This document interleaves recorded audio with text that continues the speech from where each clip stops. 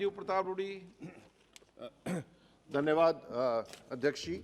और आपके संरक्षण में एक विषय जो निरंतर उठता रहा और पूरा भारतवर्ष सुनता रहा, मैं आभार व्यक्त करना चाहूँगा बिहार के माननीय मुख्यमंत्री का, जिन्होंने स्वयं इस बात को स्वीकार किया है कि बिहार पिछड़ा है और उनका ये बयान पूरे भारतवर्ष में आया है कि बिहार पिछड़ा है। और मैं स्वागत करना चाहूँगा इस बयान का।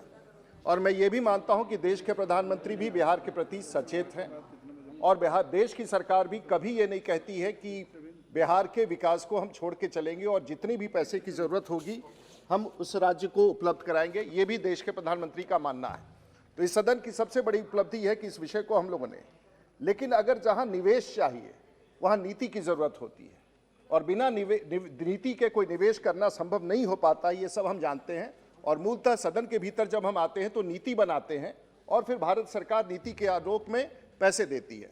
तो मैं सिर्फ ये जानना चाहता हूँ कि आज यदि बिहार को पिछड़े राज्य का दर्जा मिलना है तो हमारी नीति क्या है। और मैं आपके माध्यम से जानना चाहूँगा कि आखिर में बिहार में जो लाखों छात्र जो राज्य छोड़ करके बाहर पढ़ने जाते हैं, उन्हें बिहार में रोकने के लिए हमारी नीति क्या है। करोड़ों की संख्या में मजदूर गरीब बिहार छोड़ करके बाहर जाते हैं, उनको बिहार में रोकने की नीति क्या है। बिहार में कोई भी ऐसा उद्योग नहीं है, देश में कोई भी पिछले 70 साल में ऐसा उद्योगपति हम नहीं कह सकते कि जो बिहार का हो।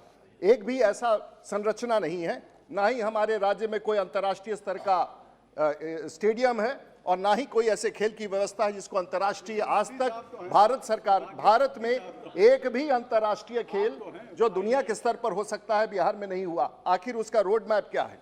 आज तक बिहार में एक भी ग्रीनफील्ड प्रोजेक्ट का निर्माण नहीं हुआ।